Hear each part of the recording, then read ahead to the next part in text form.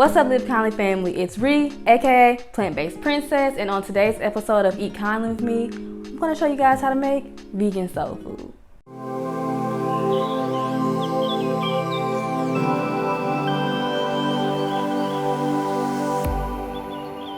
So for me, soul food is very similar to comfort food.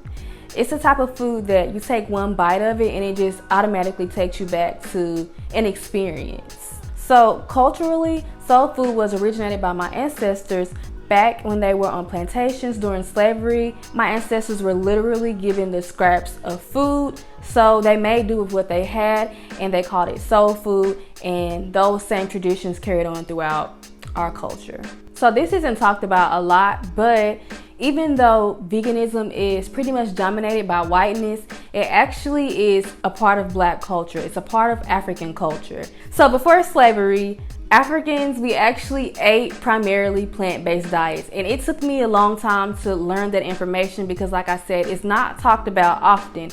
And when I learned that, it really empowered me. I feel like I got my power back because, as I've mentioned before, going into veganism, I was discouraged because I didn't see that representation. But finding out that information that my ancestors were plant-based, it really just gave me that extra push.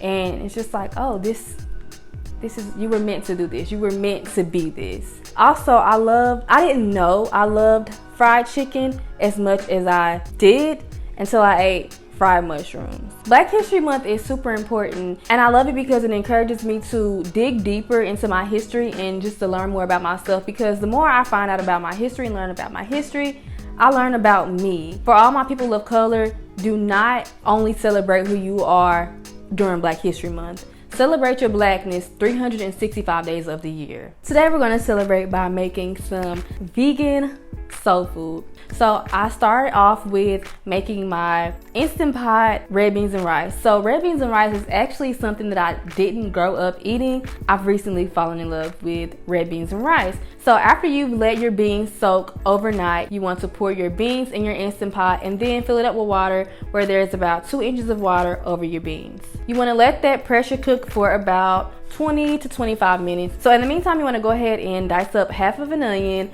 about 3 stalks of celery. Honestly, on the garlic, just go crazy. I usually use about 5 to 6 cloves of garlic, but I usually just go crazy, but that's just my preference. And then about 3/4 of a bell pepper. Then you want to just dice all that up really, really finely. And then by the time you get done dicing everything up, your beans will be done. You want to pour all of that in the pot along with about a teaspoon of garlic salt, a tablespoon of smoked paprika, a tablespoon of onion powder, garlic powder, a tablespoon of coconut sugar.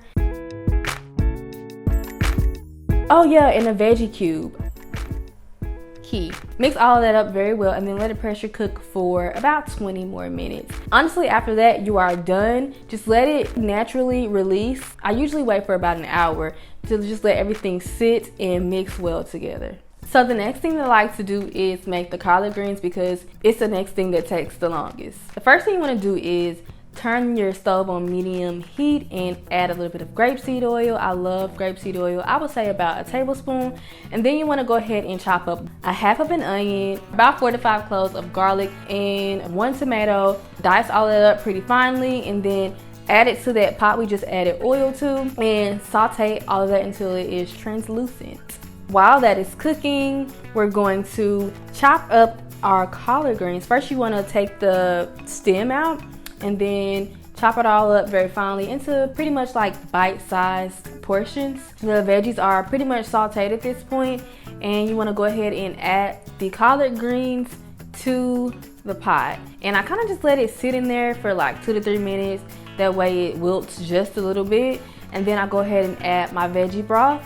And then I go ahead and add about a tablespoon of garlic powder, a teaspoon of smoked paprika, because you don't really need a lot of smoked paprika. It's pretty strong. A tablespoon of onion powder, and then you want to add salt, little shake of salt, pepper. Mix it all up, stir it all up pretty good, and let everything come to a boil. And once that has come to a boil, you want to go ahead and add a lid to it and then turn it down to a simmer. Now, I let my collard greens cook for about an hour or two. Honestly, I feel like the longer you let them sit in that pot and just let all the flavors mix together. It's just for the best.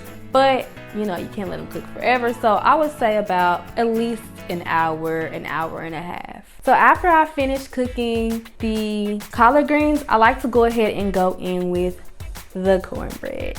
Cornbread is literally bae, like, oh, so good. Have your oven heated to 350 degrees Fahrenheit before you even start prepping the cornbread mix. For the cornbread, you want to go ahead and put 1.5 cup of yellow cornmeal in a bowl, and followed by 1 cup of spelt flour. Now you can use pretty much any flour you want. I just prefer spelt flour. Then you want to go ahead and go in with 3 teaspoons of baking powder, a little shake of salt, about 4 tablespoons of coconut sugar, and mix all of that together really good. So then we're gonna go ahead and go in with the wet ingredients. 6 tablespoons of applesauce, 1 1/8 cup of plant milk, 6 tablespoons of melted vegan butter. Then we're gonna mix all of that together really well. Pour that cornbread mix into a pan, about an 8-inch square pan lined with parchment paper, or you can coat it with oil just so the cornbread doesn't stick.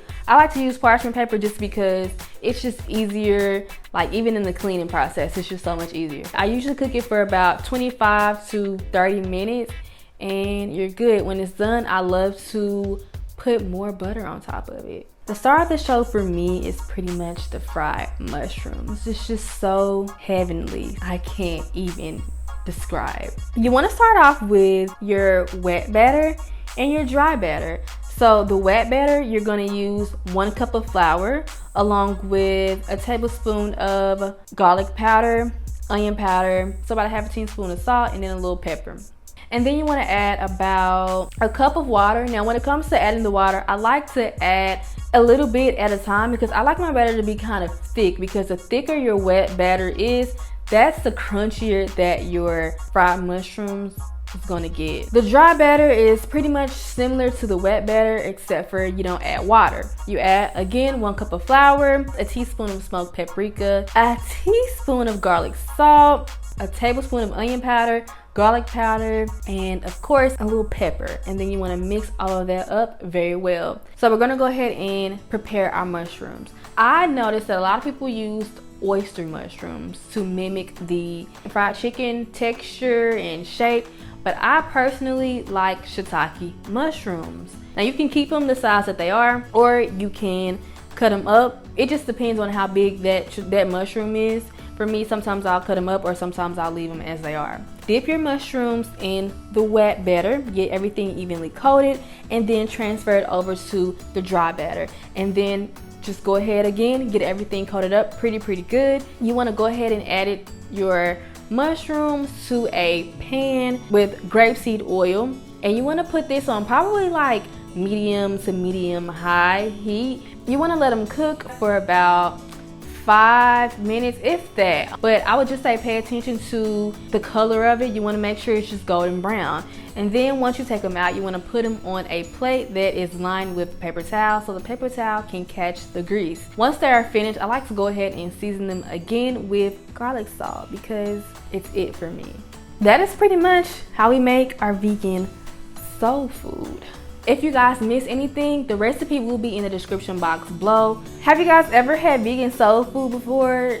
Comment down below, let me know. What are you guys excited to try from today's recipe? I really hope you guys enjoyed today's video, just chatting with me and cooking and just getting to know me a little bit more. Anyway guys, like I said, it was fun hanging out with you. Make sure you hit the notification bell and subscribe button below so you won't miss our next upload. And I will see you next time. Bye.